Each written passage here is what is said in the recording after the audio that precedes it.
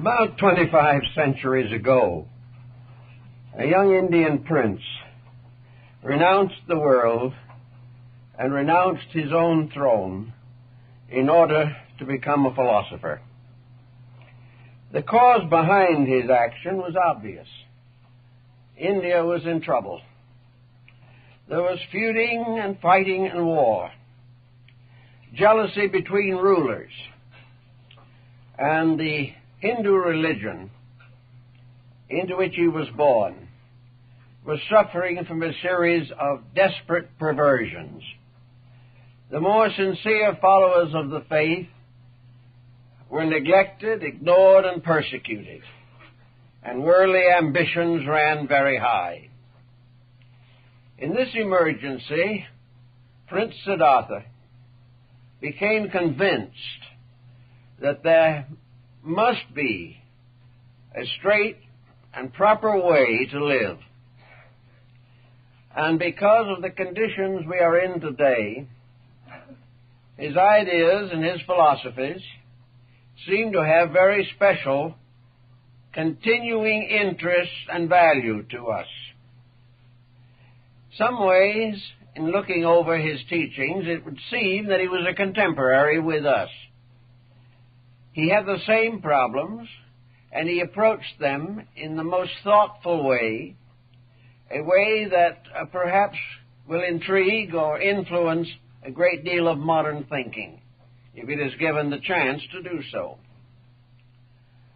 Studying the condition of man, Prince Siddhartha began to develop a series of internal solutions to problems based upon one simple concept, namely, his definition or discussion of the nature of deity.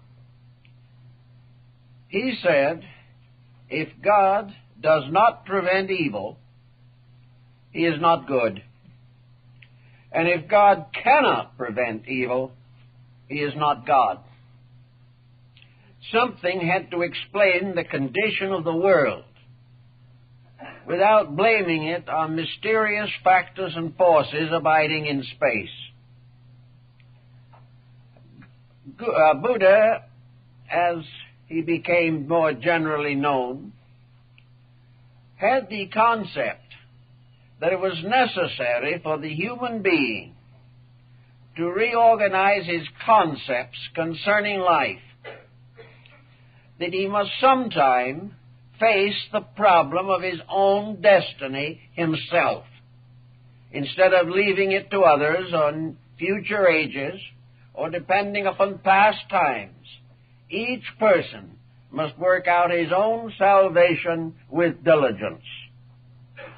Because of this attitude, many people of Asia and also many missionaries from the West assumed that Buddha was an atheist because he did not follow the traditional form of casting the burdens upon the Lord.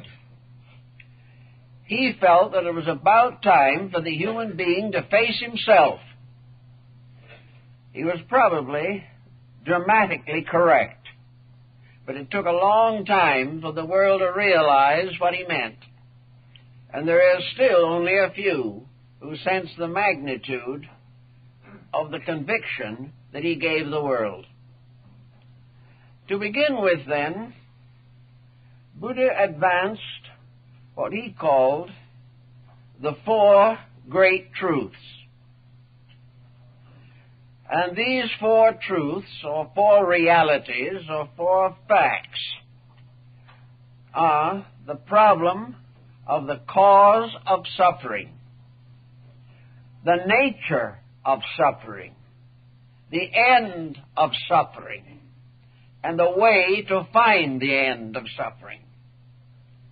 To Buddha, the great burden of the world was pain. Not necessarily just physical pain, but spiritual pain, moral pain, mental pain, emotional pain. Suffering, the burden of all that is born, the yoke that all must wear, and this strange, mysterious negation which intrudes itself in every moment of human life. In the moment of great joy, pain is near. In the moment of success, failure is near. Why must man face suffering of some kind through the entire period of his life? I think Buddha would have answered that in this way, that the human being has never been educated to prevent suffering. He has been given all kinds of ways to try to get over it if possible, usually ineffectively. He has never recognized the fact that suffering is a symbol. It is not a symbol of the fact that deity dislikes him. It is not a symbol of the tyrannies of nature. To Buddha, suffering was the symbol of the ignorance of man himself. That he is the cause of his own suffering, collectively and individually. And it is necessary for him to correct this cause if he is to liberate the world from pain and misery. The great sufferings are war, pestilence, natural disasters. The smaller sufferings are physical pains, emotional stress, broken homes, wayward children, poverty, disease. All these are forms of suffering, and they all arise within man himself. If the human being had devoted as much time to the solution of his own internal problems as he has devoted to the extension of his material environment, he would be in far better condition than he is today. We explore space. The Brahmins were exploring it long ago. We send spaceships out. We go into laboratories with all kinds of chemical devices. We create computers and engines and machines. But suffering goes on because the individual has not been taught the mystery of his own nature. He has not been given the courage to correct the mistakes in his own conduct. Of course, while Buddha lived a long time ago, there was a long time before he came.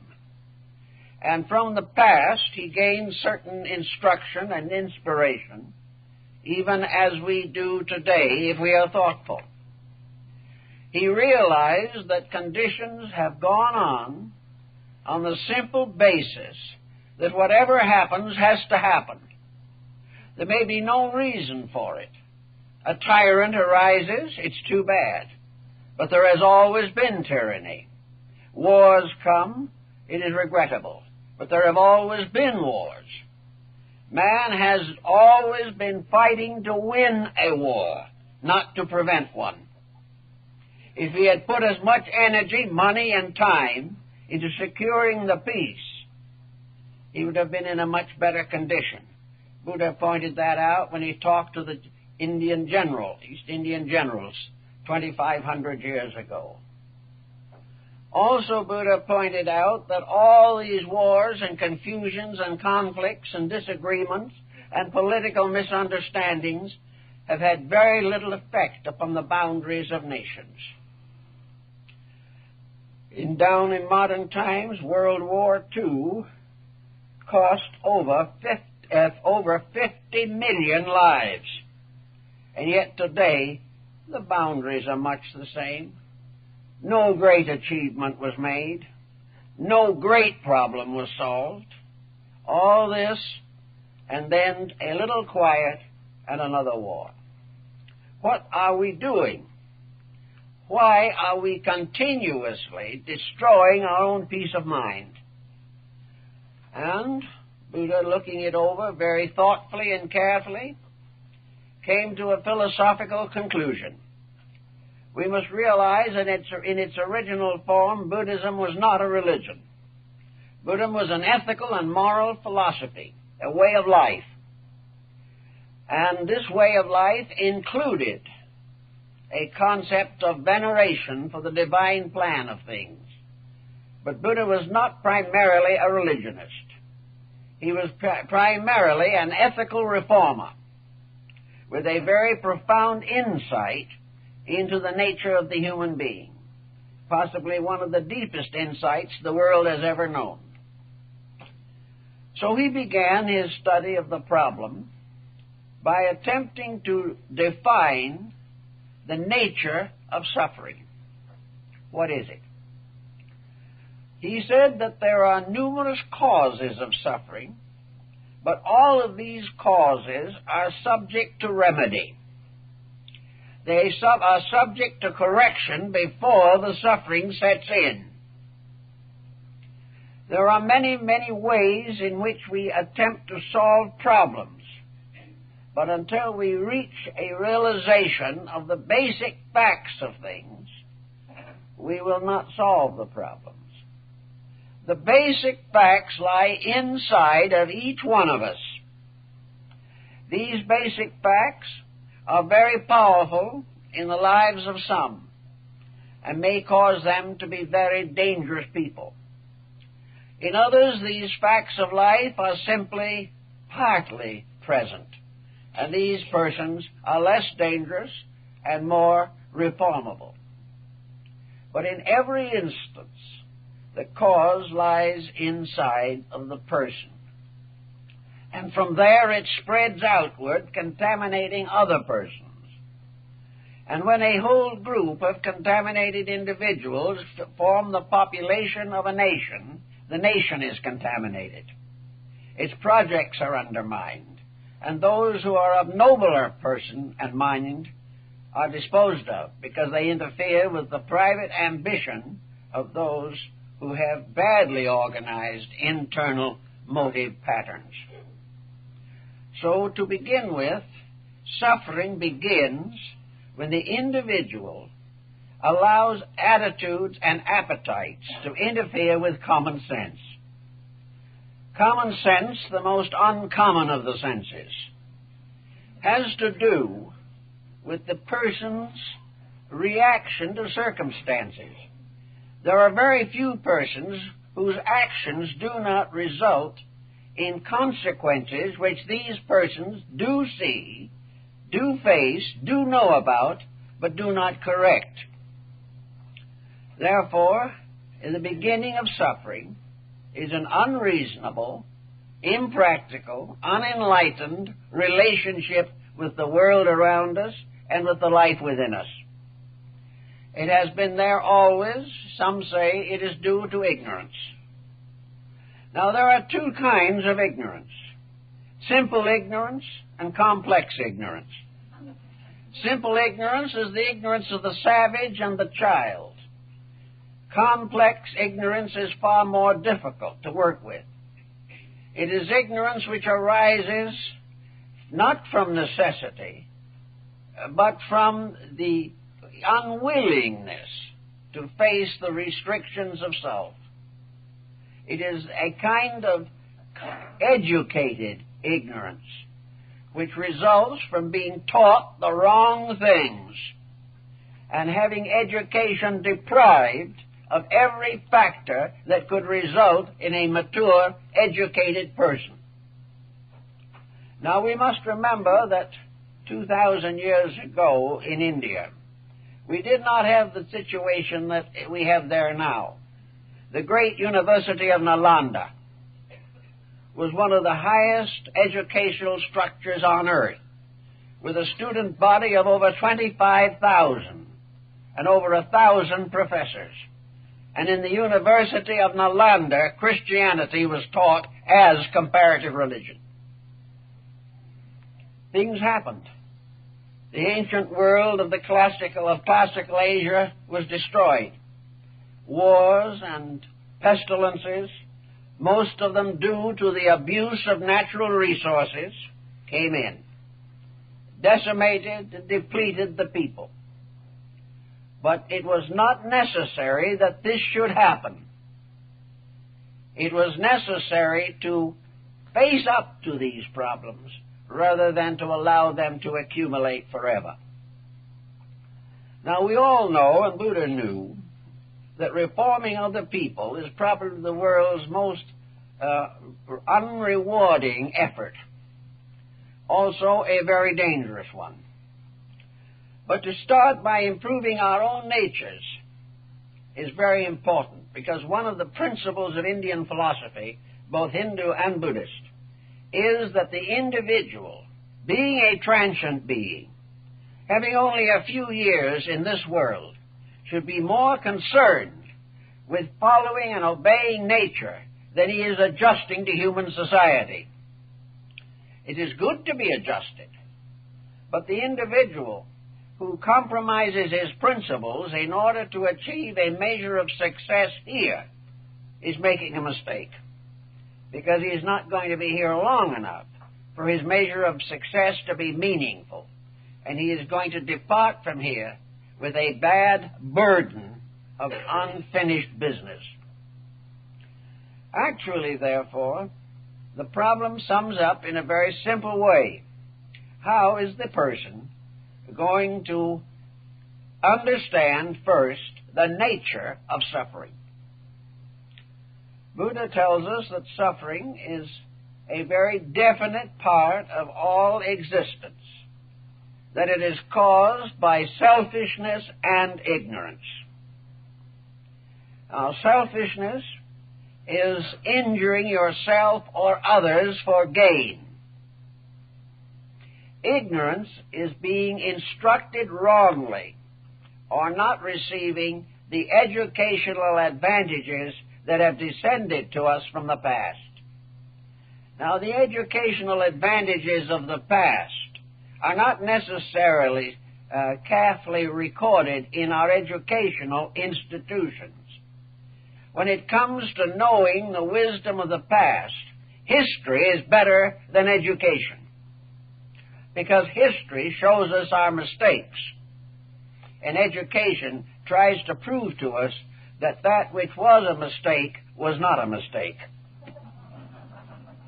That the real success is to keep on making the same mistakes, but making them with greater scientific assistance. Just one more step of scientific assistance, and we may not be here to make mistakes. We have not learned. So Buddha says the beginning of suffering is ignorance and selfishness. Ignorance, being improperly educated, not being taught what is true, being prepared to build a career around selfishness. So that the combination of education inspiring selfishness results in suffering. Suffering is wherever we use natural resources unwisely or without consideration for the common good. Selfishness causes us to try to monopolize resources. Such monopoly may make a few dollars in profit, but ends in suffering. The individual who tries to exploit his neighbor gains a little profit, but in the end contributes to suffering. Every action which is contrary to integrity causes suffering on the person who commits it and on others. Now, Buddha pointed out, however, one redeeming point in this, that while our mistakes bring suffering to ourselves, it does not necessarily follow that others will be injured. The only reason why others are injured is because they more or less agree with our mistakes.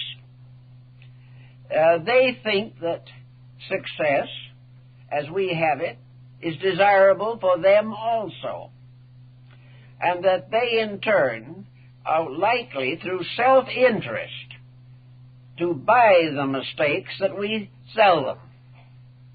And as a result, suffering comes to them. Actually, each individual has a right to refrain from the causes of suffering within himself.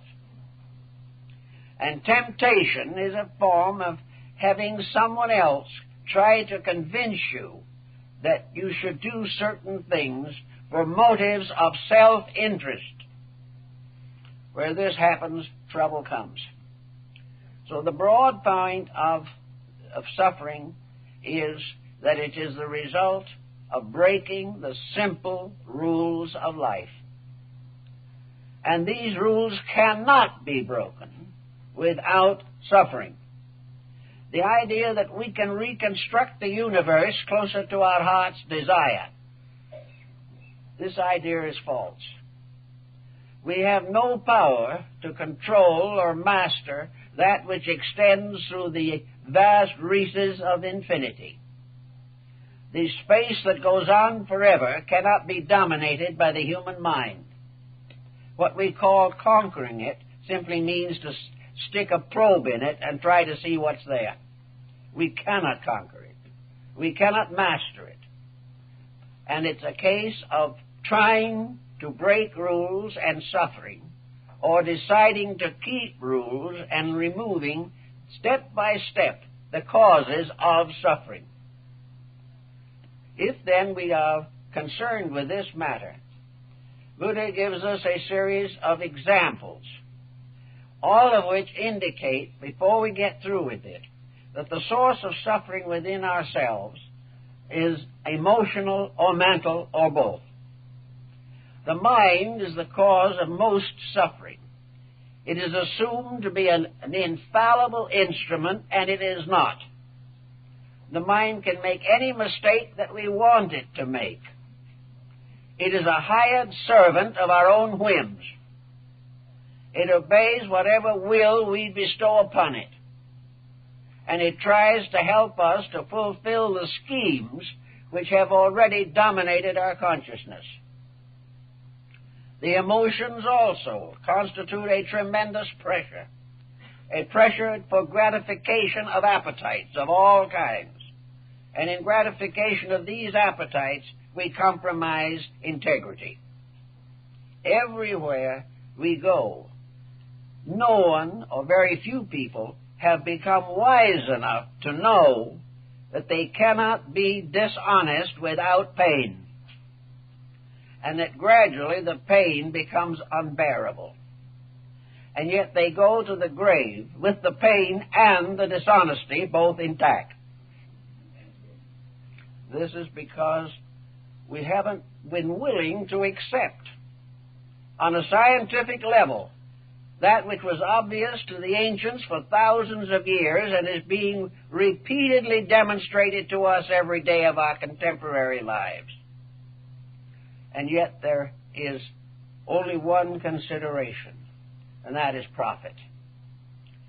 As long as a person is willing to sell his own soul for $1, he is going to know pain, and plenty of it, because he cannot compromise the integrities within himself without physical suffering, or the integrities of his thoughts and emotions without mental and emotional suffering. Buddha was very clear on these points, and I don't think anyone has ever been able to refute him, because the obvious consequences of action are too definite.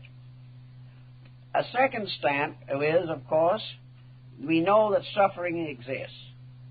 Now we can begin to analyze how it operates. Therefore, we say, what is suffering, and what is the cause of suffering? For example, a man devotes his life to accumulating wealth, and he succeeds. And having accumulated wealth, he feels that he has fulfilled his own destiny. But this man is already in trouble. By the time he has accumulated the wealth, the suffering has already started, and there's no way of avoiding it. In the first place, as Buddha said, the man who has is forever living in the fear of loss. Someone is going to take away from him that which he has, and by taking it away from him will result in great anguish of nature for him, for the reason that he has put his happiness in his pocketbook. who steals that makes him a beggar indeed. Now the other man, faced with the problem of money, doesn't succeed in accumulating the fortune. So he is miserable because he has not the money. The man who has it is afraid of losing it. The man who has not got it is miserable because he can't get it. And nothing is happy anywhere in the picture. It just keeps right on going.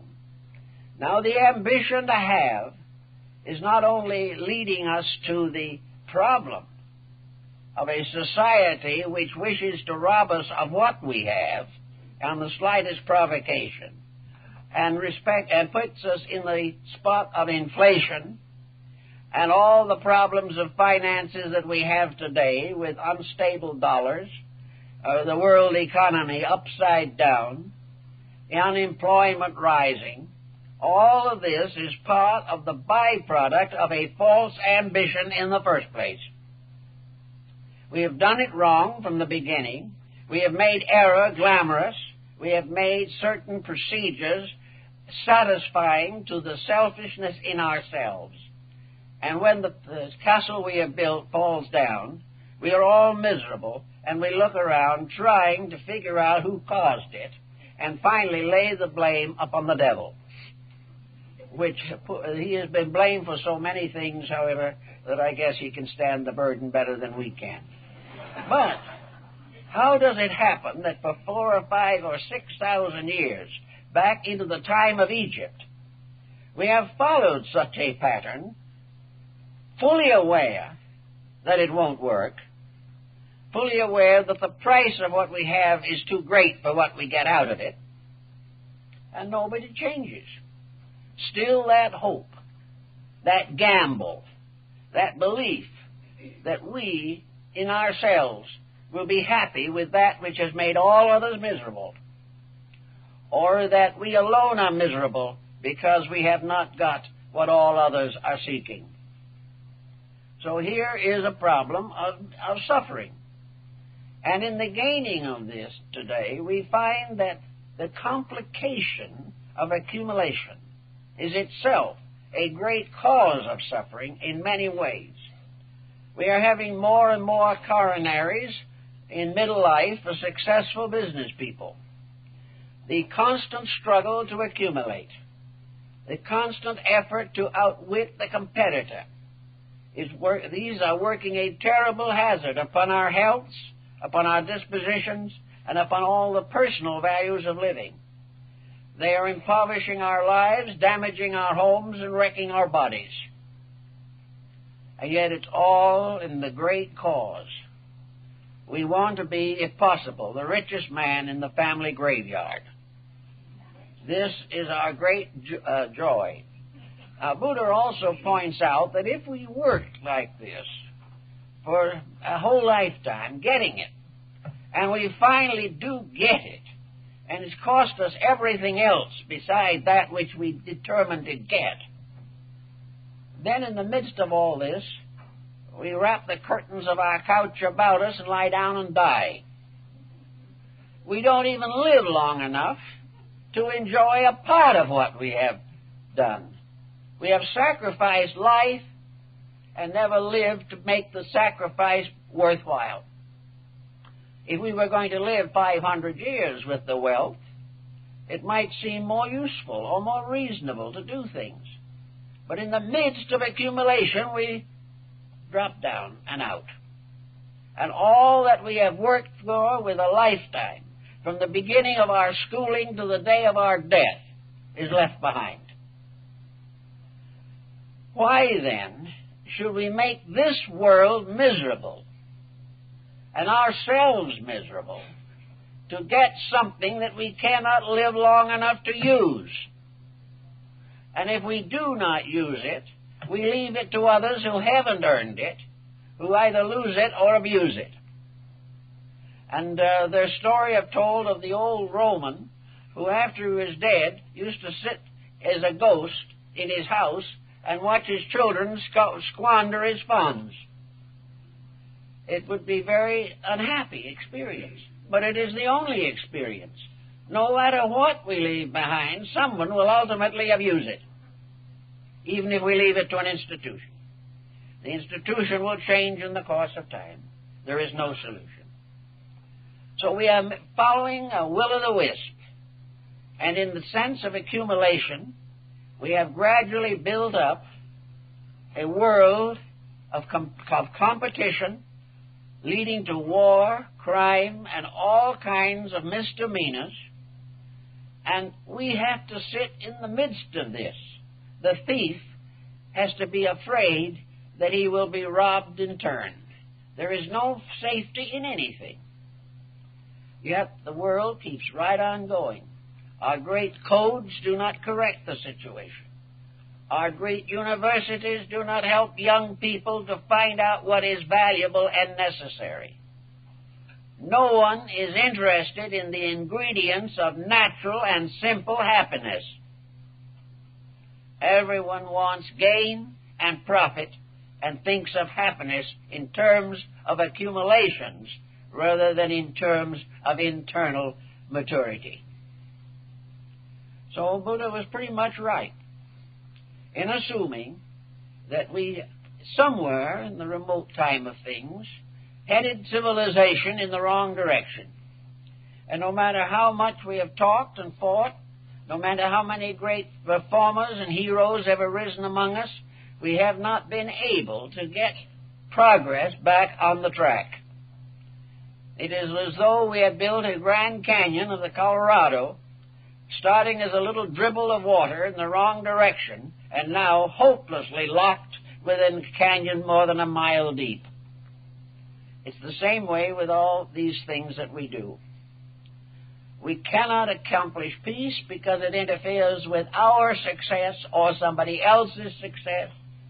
We cannot reform without being subject to martyrdom. Everything is locked within a process that is going nowhere. And with nuclear fission at our doorstep, Buddha's statements have a new and tremendous validity, namely, that the future of our own survival is in our own hands.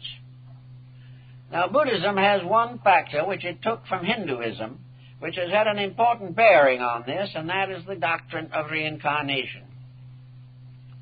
Reincarnation is a combination of hope and further fear.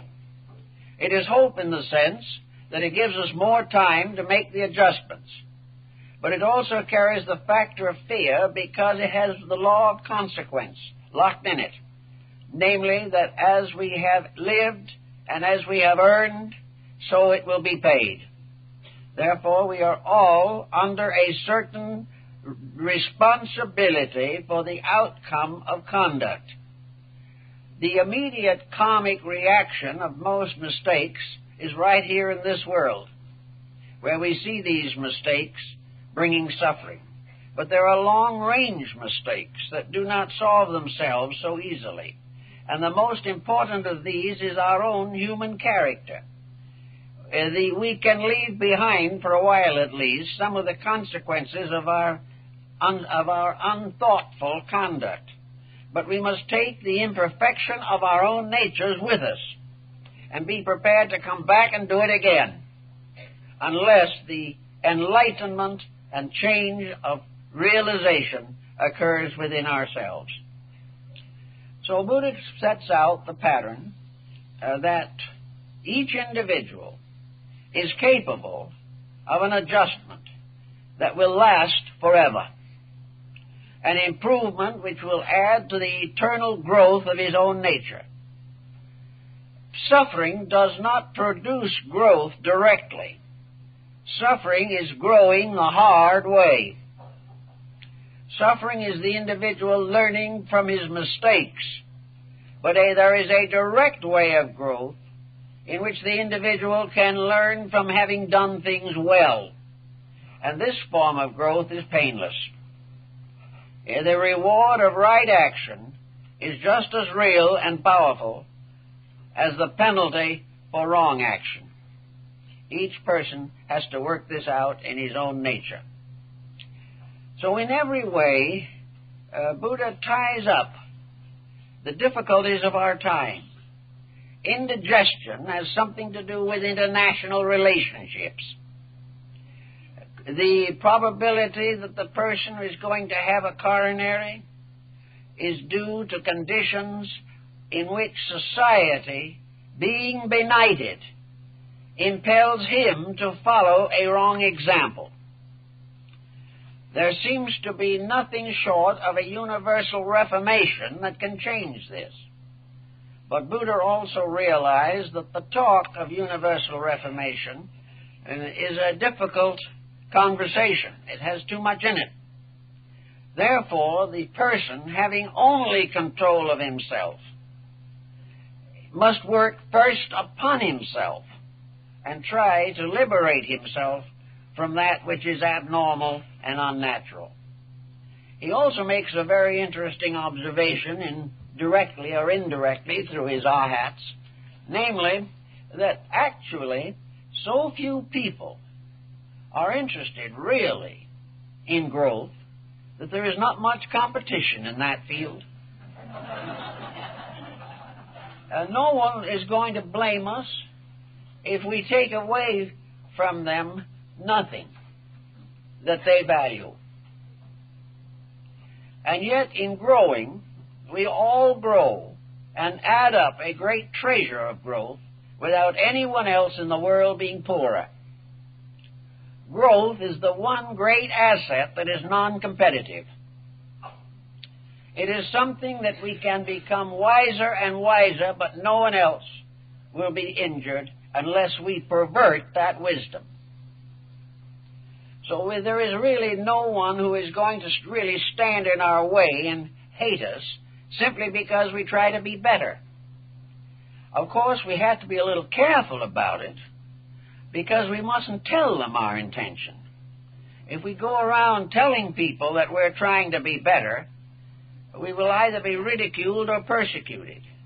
But if in our conduct we are better, they will all benefit from it also. So there is very little danger to those who live well, but there is great danger to those who talk about living well. If we do it ourselves, there is a very good way of meeting the problem. So we then come to the last and most important step in Buddha's doctrine, the noble truth of the path that leads to the end of suffering. This is the reason for the rise of the Sangha, as it was called in Buddhism, or the fellowship, the assembly of the devout. This was a group of persons who were determined in themselves to live well. Buddhism has never produced any form of religious hierarchy that is comparable to other religions. It does not tell the individual that he must obey certain other persons, or that there is a vast structure that he must not vary from. The Buddhist Sangha is an assembly of persons who are determined in their own lives and in their daily actions to educate themselves in value, that they will really do the things that are necessary to bring security to themselves and improve the general state of human existence. Now, the noble truth of the path that leads to the end of suffering is the gradual transformation, reclamation, and adjustment of the mental, emotional complex within the individual. Unless we rectify the individual in his own life, we cannot bring an end to suffering. No one can make another person good, but each person can become good in his own right if he so desires. He can gradually weed out those dangerous attitudes and habits which contribute to suffering. He can do all kinds of small things every day to rescue his point of awareness from the wrong objectives. he can begin to think in terms of the Socratic moderation, for example. He will learn gradually that moderation in living in this world minimizes suffering, that immoderation maximizes it. The individual who lives the simple life makes fewer mistakes. The person who complicates his life with ulterior motives makes many mistakes. Therefore, in the Buddhist philosophy, simplicity is the key to the good life. Simplicity is the individual who is not as much concerned over what he has as he is over what he is as a human being. If value comes first, the value is in himself. There is not enough wealth in all the world to prevent misery. No individual can have so much of anything that he is free from danger and free from suffering. Today, if he has very much, he is going to be subject to mugging and burglarizing. The whole world is trying to tell him something, trying to tell him that his objectives are wrong and that these objectives are contributing to the creation of crime in society. So Buddha talked about the simple way, the Noble Eightfold Path, which leads to the perfection of all things in the law of life. This path is moderation in all appetites and the gradual simplifying of ambitions and their transformation into aspirations. The individual dreaming about being more in terms of value rather than having more. The most that the individual can ever possess in this world is himself. All other things are intangible. And he can only take with him what he is. What he has remains for others to waste. The more simple his life, the more likely he is to move quietly along the path of years, and will free his mind and his heart for those labors which are profitable in terms of growth. All the success in the world is not as important to help as the ability to make a friend and be a friend. It's important to help as the ability to make a friend and be a friend. Friendship is a greater treasure than can ever be put in a bank balance. But we do not realize this, and we have great trouble because of the banks and because of the system and because that's the way it's done. But how it happens that we have built a great system all over this world, drawing in not only the more powerful nations, but the unfolding and growing nations, to become part of a fatal situation in which there is no consideration for value. Everything is in terms of profit. And every bit of profit today is measured in terms of loss. So we are not getting there. Now, that somebody 2,500 years ago should point out why we're not getting there now is very interesting, especially as it is not directly involved with preachment as we know it. It is not a case of trying to ask forgiveness for our sins. It's a problem of outgrowing them by our own efforts. It puts growth largely with the person, but the reward of growth by the person is the unfoldment of the potentials of that person. The individual who wishes to face eternity with a good hope has got to build a good life to face it with. So in the terms of the path that leads to the end of suffering, we can quietly detach ourselves through thoughtfulness. Now, Buddhism is a way of thoughtfulness that is not based upon platitudes. We all hear people tell us what to do, and we usually resent them. We are particularly resentful and take refuge in the concept that they tell us what to do, but they're not doing it themselves, and therefore it doesn't mean anything. Maybe it does mean something, but we have a perfect way of rejecting it because the other person isn't fulfilling his own philosophy. But in Buddhism, you do not have this situation at all because you do not derive authority from other individuals. You derive authority from the one immutable source of authority, nature itself. You learn from living, not being told how to live, but seeing the consequences of your own living. You grow by watching the results of your own action. You unfold because you gradually become aware that it is necessary, not because someone else tells you.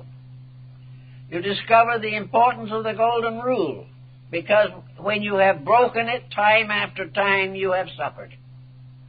So that the final authority in the struggle against suffering is to estimate the consequences of suffering on your own flesh. Of course, you can broaden the scheme a little bit and observe how action similar to yours by other persons is bringing them suffering.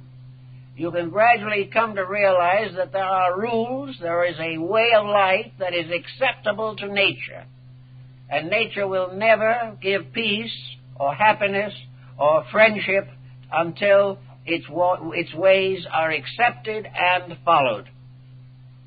This is a very important discovery, but I like the part particularly that it is an experience pattern, that we are not forced to do something because the wise have told us to.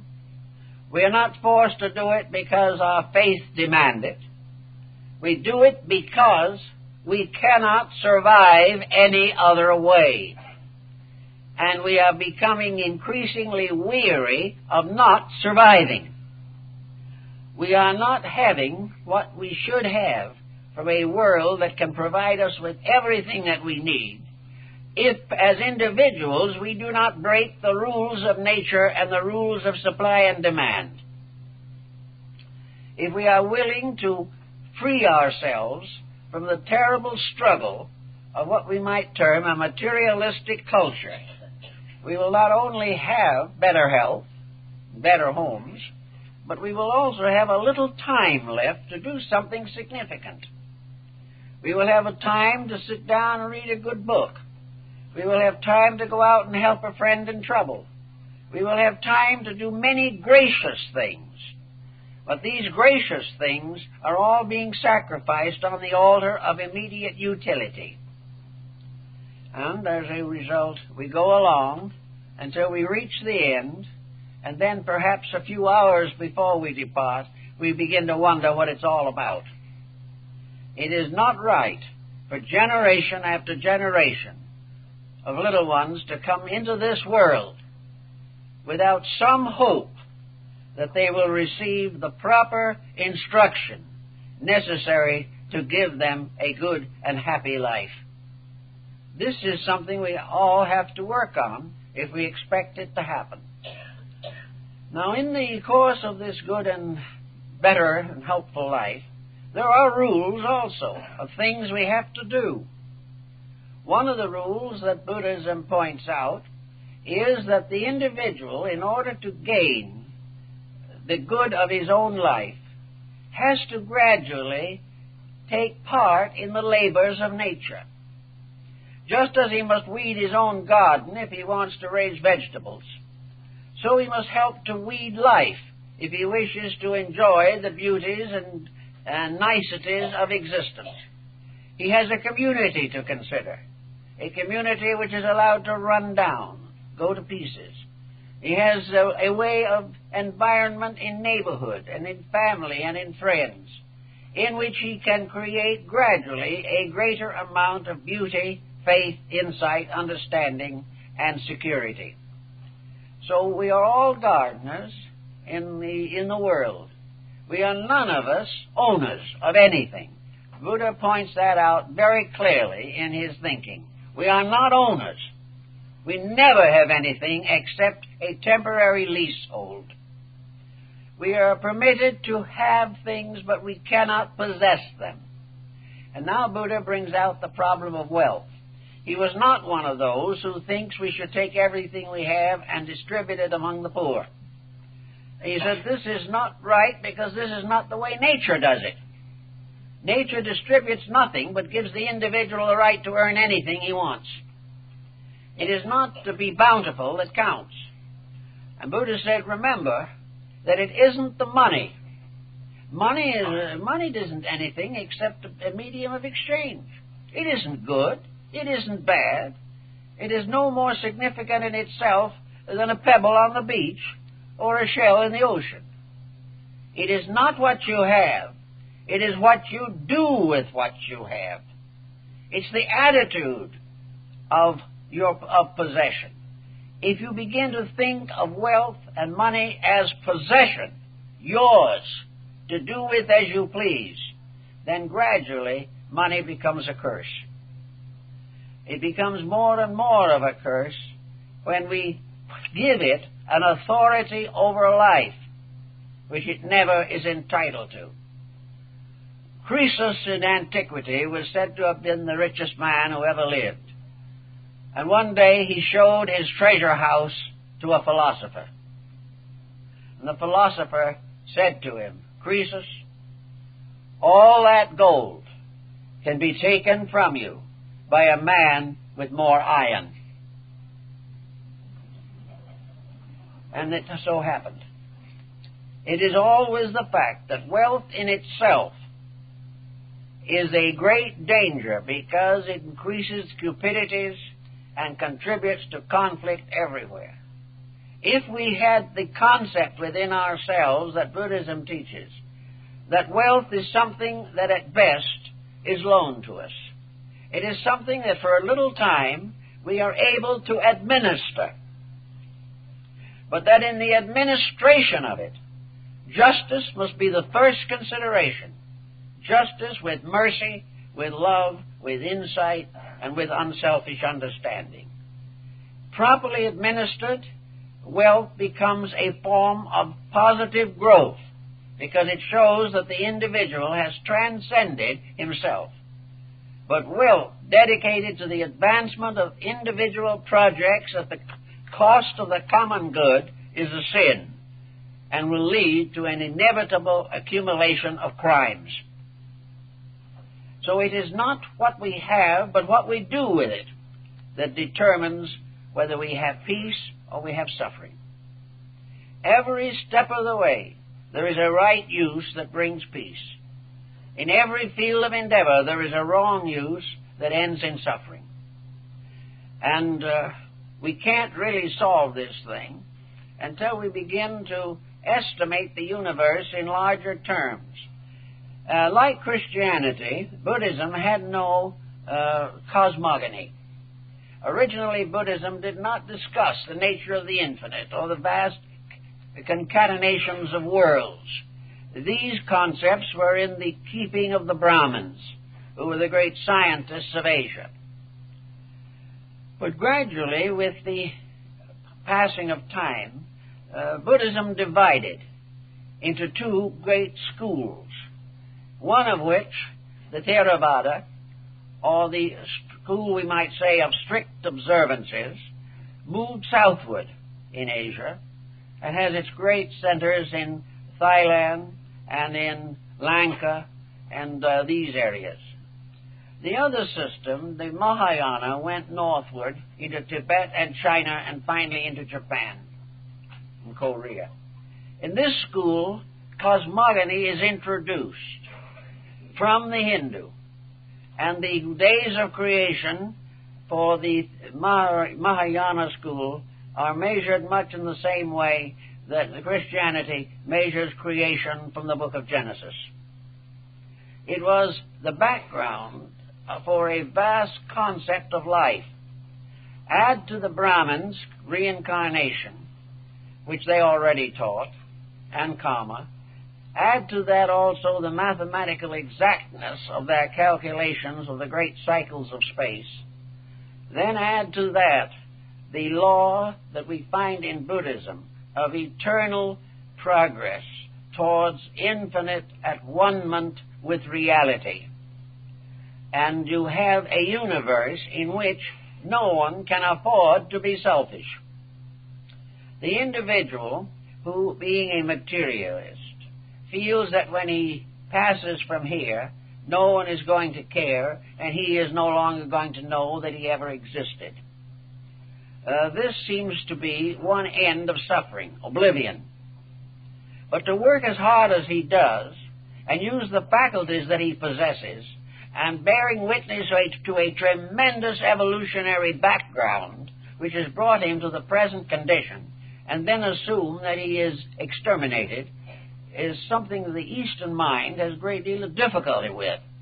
It cannot accept the idea that all this great growth, this tremendous pageantry of evolving life, not only here but in the evolution of stars and suns and galaxies, that all this means nothing, that has no purpose, no reality, and that everything is going to begin and end in the form of cosmic dust. They cannot accept this. So the philosophical systems and nations have always assumed that there is survival, and that survival is subject to certain penalties. In some religions, those who have been naughty, when they leave here, roast in perdition for an unlimited period of time. This concept has lost interest for most people. It is no longer believed. And even in the old days, where the beginnings of the belief can be traced, it was intended as symbolical. It was not intended to indicate a literal place. The individual is not intended to roast in perdition, but he must have a kind of purgatory which is perhaps even more painful in the long run. He must live with himself. He must face the consequences of his own conduct. He must become aware of the misery he has caused. He must realize also how he has frustrated his own growth, how he has destroyed a valuable experience pattern which should have made him a better person. Instead of that, has left him sorrier than before. So what we have thought of as purgatory or perdition is really the inevitable facing of self, the inevitable continuance of an unfinished business until we finish it. Plato pointed out that there could never be a perdition worse than here, that right here in this world is hell, and that all of us are come back to it until we learn to be better. But it is possible through integrity to transform hell itself. It is only bad because it is a place where we are required to face the consequences of our own conduct. As our own conduct changes, as our own consequences are regenerated, this world can be what it was intended to be. But in order to be a beautiful world, the beings that come back into it must have achieved within themselves a quality of integrity that makes it impossible for them to pervert or destroy the natural order of things. We have the right to make whatever we deserve and live in the results of our own conduct. So Buddhism, with the addition of reincarnation, and in the Northern School, gives us a great concept of life, a concept of life that in no way conflicts with modern astronomy, because it deals with a dimension which astronomy never touches. In fact, astronomy is apt to completely deny. It has to do with qualitative cosmogony. It has to do with the universe as experience, the universe as wisdom, as love, of strength and of beauty. It is a universe that science cannot touch, but to which it could also elevate itself if it so desired. There's no reason why the scientist could not be a great mystic or a great spiritual leader, because both the material and the spiritual are locked within himself. He is that which he has released at the present time. That which is yet to be released can cause him also to be not only a scientist, but a saint, if he wants to be. So everywhere in this world, there is this constant struggle to get hold of the values by means of which we can escape the tyrannies of circumstance. Also in this same thought, knowing the mind, as the Bhagavad Gita says, and no doubt Buddha read that in his own day, the mind is the slayer of the real. The mind is very largely responsible for the trouble. It is not responsible because it is bad. There's nothing bad about a mind. But a mind misused can be the most dangerous thing in all the world. A mind that is not refined and regenerated by love and friendship is completely a despot, a tyrant. And it leads the owner of that mind to destruction in almost every instance. There is nothing that adds more to the suffering of the individual than the misuse of his own mind. To recover from this misuse does not mean that the individual should cease to think. But he should begin to think in terms of value. He should think with the universe instead of against it. He should think of those things necessary to the common good and not those things which destroy the common good. The mind can be a magnificent and beautiful instrument. It can also be a terrible thing. And in the illumination of Buddha under the Bodhi tree, it is said that there was a kind of an atomic fission, a tremendous explosion of energy, of mind within him. It was the mind that became the universal energy and overcame the personal. Universal mind, more or less, was given the right to manifest through him. He gave it that right himself. Buddha never claimed to be an avatar, never claimed to be a god, never claimed to be an agent of God. Buddha never claimed to be anything but a simple human being who, looking around and seeing what was happening, thought something ought to be done about it. And in order to create his philosophy, he accepted nothing that was not demonstrable to him in the simple course of his own lifetime. For 80 years, he wandered the roads and paths of Bengal, and during that time he saw every type of experience of which the individual is capable of enduring. He saw birth, he saw growth, he saw death. He found all the different scenes and sights and symbols of human achievement and decay. He saw great palaces filled with misery.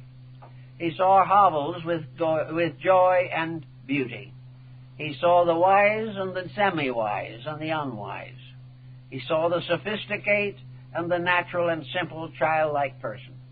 He experienced all of these things, and he had to fit it in, all of it, into one great comprehensive plan. A plan which man can intuit. A plan which man may not fully understand, but one thing he can understand. Namely, he knows when he breaks it. He knows when he does wrong. And from constantly learning what is wrong, he must ultimately gain the inner vision to know what is right. And he knows that what is right is harmless.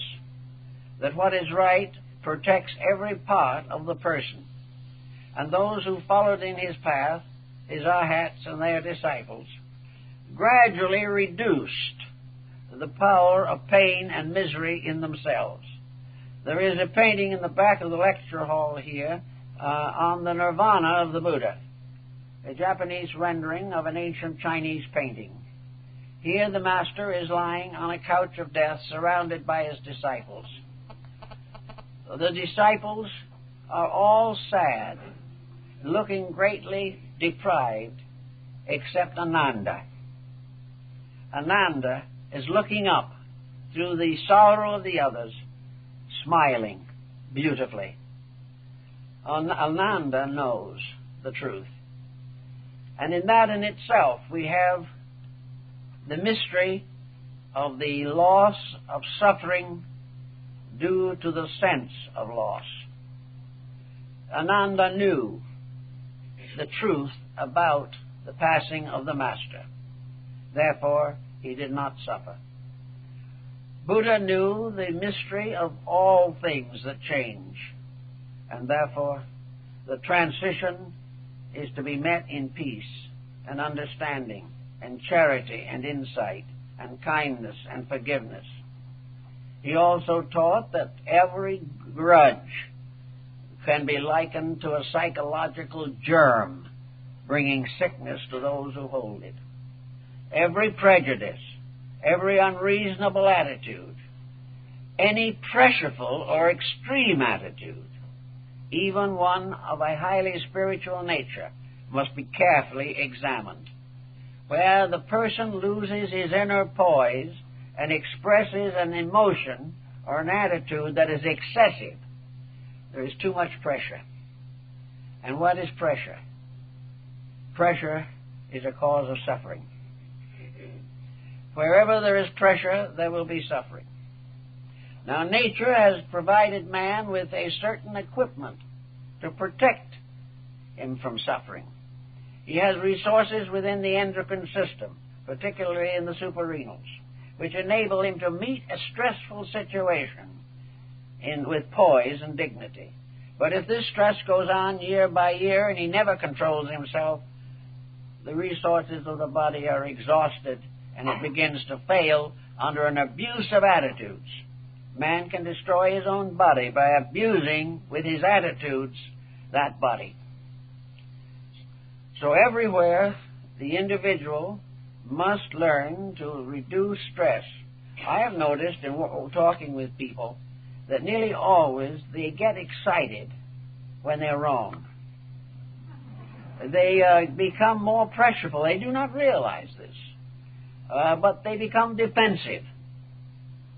If they are right, it needs no defense. The Buddhist philosophy says if you're right, you don't have to defend. If you're wrong, you can't defend. Therefore, keep quiet and behave yourself. This is very useful. It saves energy. And it would probably add from 5 to 10 years to every person's life in a comparatively healthy condition if he would stop abusing his own attitudes. If he would prevent himself from hating, disliking, grudging. If he would stop blaming this and blaming that and settle down to being what he ought to be, his health would improve and would be possible, very likely, to balance the national budget on this point alone. Because think how much we could save in welfare and Medicare and old age pensions if people were happy, busy, and productive to the end of life. It would not be the same type of world. And we are wearing out this world by simply abusing every resource there is in it. And then when we try to correct the situation, everyone hates us and organizes to maintain the corruptions. Therefore, you cannot do it that way. The only way you can do it is to recognize an over-government or an over-world that must be obeyed. In Buddhism, as Dr. Anasaki, who was an expert on Buddhist symbolic art in Japan, observed, the universe of Buddhism is not a kingdom. The universe of Buddhism is a commonwealth. Buddhism does not teach a tyranny of executive force anywhere in the universe. It is indeed a commonwealth which is created as it is created in order that it may gradually become a psychically socialized existence. The commonwealth of the world, of the universe, of cosmos, is also interpreted in the forms of a cosmotheism, namely that existence itself, this vast expanse, is all of it an expression of the divine mind. The universal thought produces it all. The universal thought is eternal and can never be wrong. The universal thought has unfolded through every form of life that is known to us. Every thought, every form is one of the temporary passing musings of an eternal thinker.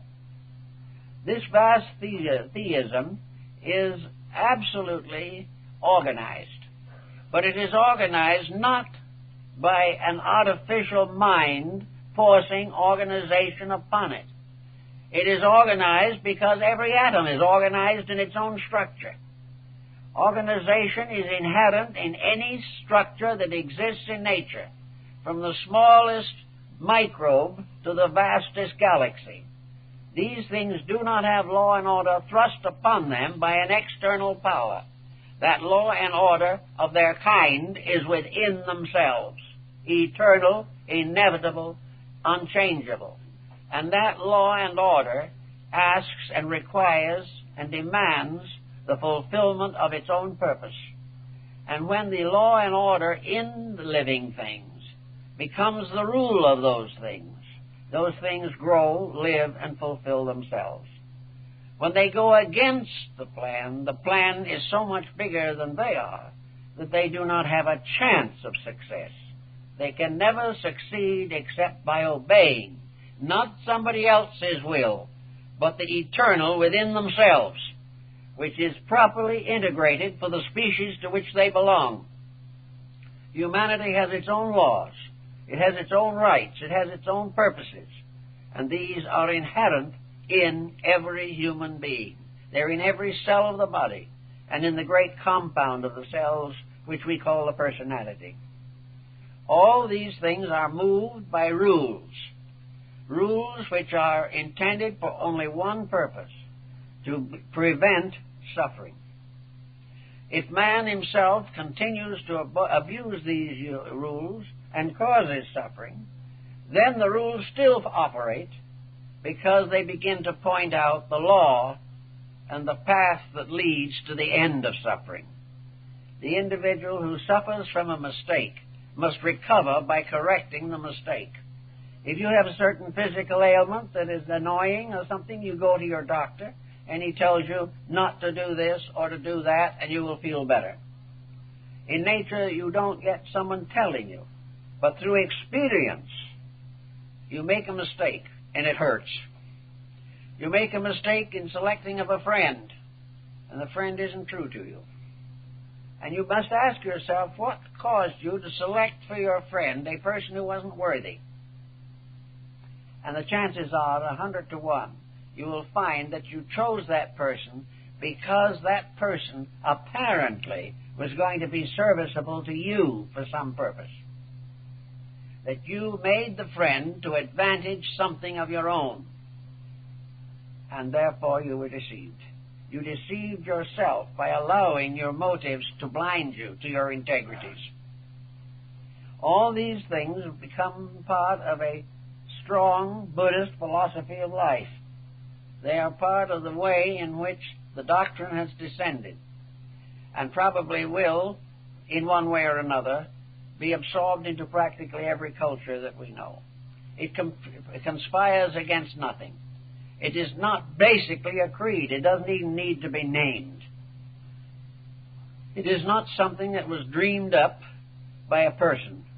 It is merely the ability of the individual to understand his own nature and to find out how he operates by watching himself operate.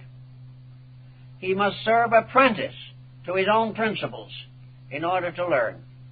And when he sees that he is not getting the results that are good for him, he must change his ways. And he will find nearly always that when he realizes that he needs to change his ways, what he ought to do will become apparent to him. Nature is not a tyrant. It is a very generous and indulgent power. But it has a great project, and that project is to perfect all creation and bring it back again into harmony with an infinite eternal plan. So that in order to fulfill these purposes, each rational thing has to work out its own salvation with diligence. These were the last words of the Buddha. And we all have to live by them. Work out our own salvation not necessarily for our own glory, but in order that we may become part of a plan that needs us. Every single human being is part of a plan, and that plan calls for the fulfillment of life in everything, the final achievement of the rectification of character in every living thing. The birds and the bees and the animals have their characters which must be rectified.